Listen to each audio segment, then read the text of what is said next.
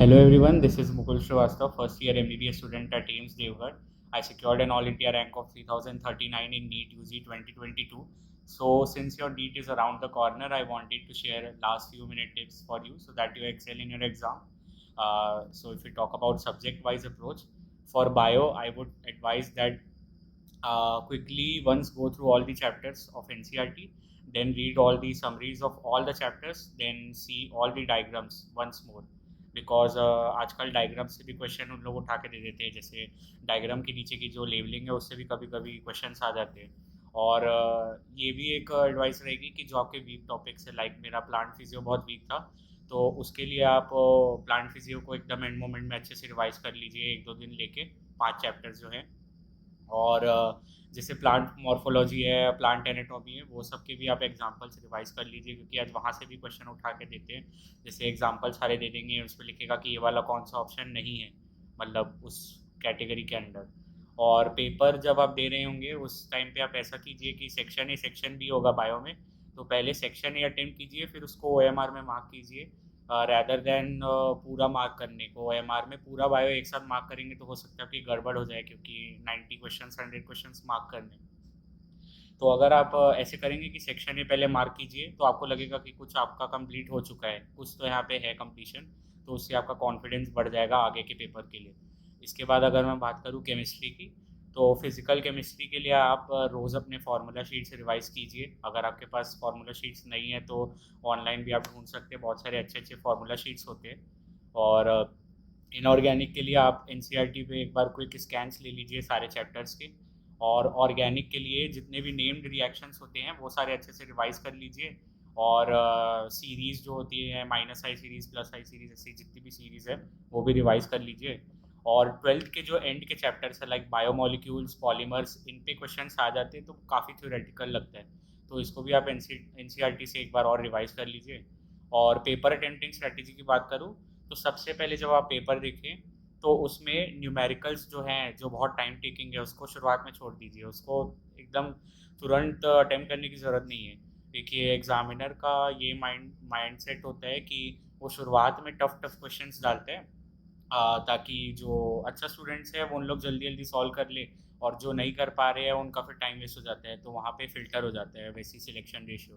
तो पहले आप एग्जामिनर के माइंडसेट पे घुसिए, वो देखिए कि क्वेश्चन सबसे पहले टफ डालेगा, न्यूमेरिकल्स डालेगा जिससे टाइम वेस्ट हो, तो वो वाले क्वेश्चंस को पहले अटेम्प्ट में छोड़ दीजिए, पहले थ्योरेटिकल वाले साले बना लीजिए जितने भी हैं। फिजिक्स के लिए अगर मैं एडवाइस करूँ तो आप जो फार्मूला शीट्स होते हैं उनको डेली रिवाइज कीजिए सारे चैप्टर्स के, और आपके शॉर्ट नोट्स हैं तो उनको रिवाइज कीजिए। अब कोई पॉइंट नहीं है NCERT पढ़ने का इस टाइम पे, तो NCERT से भी कुछ खास फायदा आपको होगा नहीं, एक दो क्वेश्चन लग जाएंगे थ्योरेटिकल, उससे मार्क्स उतने इम्प्रूव नहीं होंगे। और इसके बाद कुछ अगर स्पेशल टिप्स की बात करूँ, तो इसमें जैसे एक बहुत गोल्डन थिंग है जो मुझे एम्स दिल्ली के एक स्टूडेंट ने बताई थी मेरे टाइम पे।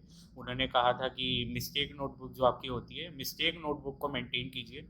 अभी भी अगर आपकी नहीं है नोटबुक तो आज ही ट्राई कीजिए बनाने का। और मिस्टेक नोटबुक में हर मॉक टेस्ट के बाद हर आपकी जो मिस्टेक है उनको मिस्टेक नोटबुक पे लिखिए, और इसी नोटबुक को रिवाइज कीजिए अगले मॉक टेस्ट देने के पहले। और ये लास्ट मिनट मार्क्स बूस्टर के लिए बेस्ट टिप है ये।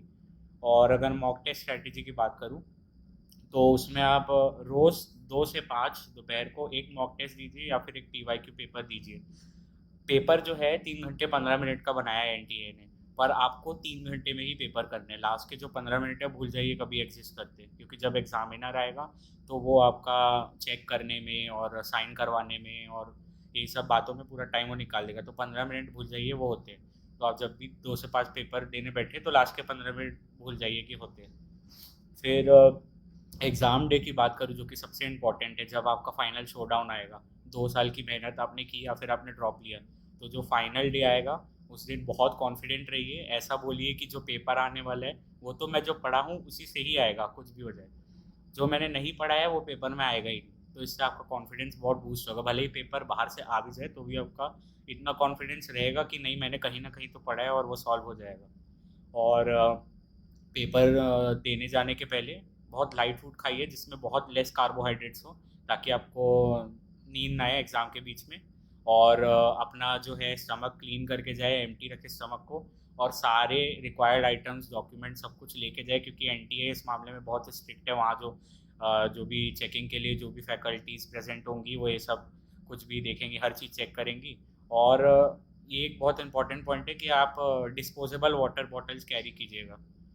और पेपर के टाइम अगर आपको कभी भी लगे कि आप खो गए या आपको एकदम से डिमोटिवेटेड फील हो कि मैं शायद नहीं कर पाऊँगा पेपर, तो बस थोड़े देर के लिए आंखें बंद कीजिए और अपनी सबसे हैप्पीएस्ट स्ट्रॉन्गेस्ट मेमोरी को रिप्ले कीजिए। कुछ भी हो सकता है, जैसे आपका कोई फैमिली वेकेशन हो या फिर आपने कोई एग्ज़ाम में बहुत अच्छे मार्क्स लाए हों, तो उसको रिप्ले कीजिए और उससे आपको जो डोपामीन रिलीज़ होगा, वो डोपामीन आपको आगे का पेपर सॉल्व करने के लिए बहुत हेल्प करेगा।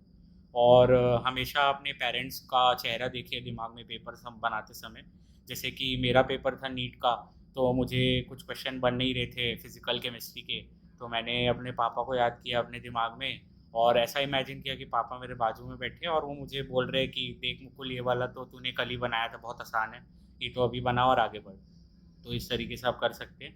सो if you have any more queries और you want to share something, feel free to contact me via Ashutosh sir or Vinay sir, or you can find me on Instagram if you are using that. So all the best to everyone. फोड़ के आना, I'll be waiting for you as your sweet senior Mukul. Thank you.